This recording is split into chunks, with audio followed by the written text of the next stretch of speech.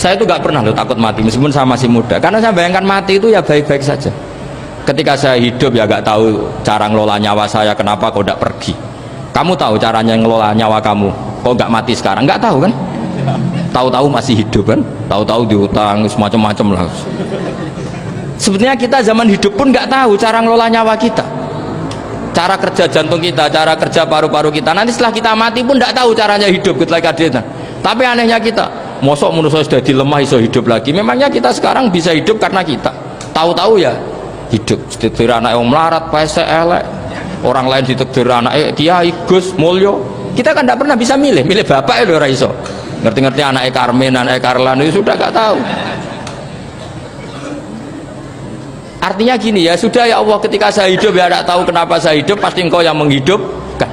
Ketika saya mati juga gak tahu kenapa saya mati, pasti engkau yang menghidupkan dan mematikan. Maka saya akan baik-baik saja di akhirat, karena ketika di dunia Tuhannya yang engkau, ketika di akhirat Tuhannya, dan sifat engkau tidak akan rubah, tetap arhamur rahimin. Makanya dulu wali-wali itu kalau mau mati ya santai aja. Said Umar bin Abdul Aziz itu ulama-ulama dulu kalau mau meninggal itu, kalau keluarganya nangis marah besar. Memangnya mau kemana kamu nangisin saya? Lah kamu kan mau mati. Memangnya mau kemana kalau mati? Ya kembali ke Allah. Susahnya apa? Di dunia ya milik Allah, di akhirat milik Allah. Inna sholati wa nusuki wa mahyaya wa mamati lillahi rabbil alamin. Yang aneh sampai harus melarat orang wani mati itu aneh tenan. Ya karena sampean tahu mungkin di akhirat lebih miskin lagi kan.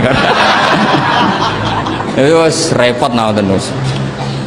Coba kalau dari awal kita menstatuskan diri kita biadillah, inna sholati wa nusuki wa mahyaya wa mamati. Tapi kamu salah status, mengatakan kehidupan adalah momen untuk mencari kesejahteraan, kehidupan adalah momen untuk cari karir. Kamu mensifati kehidupan secara salah, jika kamu terjebak nyari karir, nyari kaya. Coba kalau kamu pakai mazhabnya sufi, kehidupan adalah pemberian dari Allah untuk kembali kepada Allah. Kematian ya seperti itu, akhirnya ya santai saja. Inna sholati wa nusuki wa mahyaya wa mamati lillahi rabbil alamin. Istri juga gitu. Saya itu tidak sombong, saya itu mulai nikah sampai sekarang itu hampir gak pernah tukaran sama istri. Sama istri saya itu sering bilang gini, Gus, kali-kali kalau saya ngamuk itu diwales, dilawan supaya saya punya musuh katanya. Betul ya?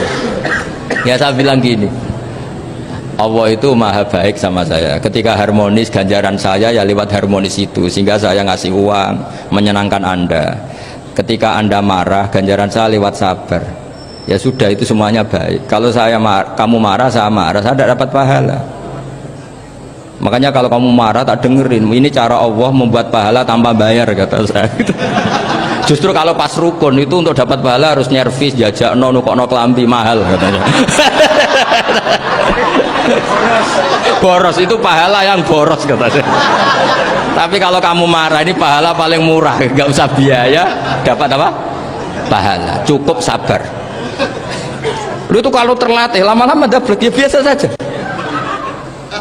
Ulama dulu seperti itu semua. Imam Syafi'i itu pernah ada orang baik sekali sama beliau, orangnya itu munafik padahal. Tapi kalau setelah keluar dari Imam Syafi'i, dia memaki-maki Imam Syafi'i. Suatu saat beliau dikasih tahu, orang yang tadi muji-muji jenengan itu di luar maki-maki jenengan. Imam Syafi'i itu guyu sebenarnya bukan alhamdulillah. Muridnya kan janggal, ini dikasih tahu gitu, alhamdulillah. Kenapa Imam Syafi'i? Dia kan di luar maki-maki jenengan, berarti aku wong wibawa, ning ngarepku rawani. Ya jadi dianggap enteng saja melihat, berarti aku wong wibawa, ning ngarepku ora wani. Ya sudah, terus ketika ditanya, tapi itu kan bahaya bagi Anda karena memfitnah Anda gini-gini. Kata beliau, zaka Allah, yang kritiknya bahaya itu hanya Allah Ta'ala, yang lainnya nggak bahaya, karena ini makhluk doif, gak penting. Loh, kamu sampai tersisa dikritik orang karena kamu nganggap makhluk itu penting. Ini gobloknya sampean, goblok segoblok-gobloknya itu. Coba kalau kamu mensatukan makhluk tetap makhluk, kritiknya tidak penting,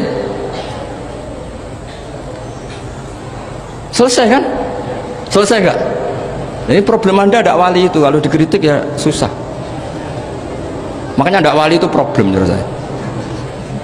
Makanya saya nggak ingin nggak jadi wali itu kan, karena hanya wali yang hidupnya itu la khaufun alaihim wa lahum yahzanun. Orang dulu tuh semudah itu hidup, gampang sekali. Dulu ceritanya, diantara ceritanya manakibnya Said Ja'far Shadiq itu, kalau ada orang memaki-maki dia itu dikirimi hadiah. Kenapa aja? karena kebaikan kamu telah kamu berikan kepada saya, ini hadiahnya. Sampai malu yang ngeritik itu kan. Kalau orang ngerasani itu kan kebaikannya dikasihkan sama yang dirasani. Lah kamu kan ngajinya seperti itu tapi dirasani kok susah. Harusnya kan kasih aja, ditransferi saja, alhamdulillah.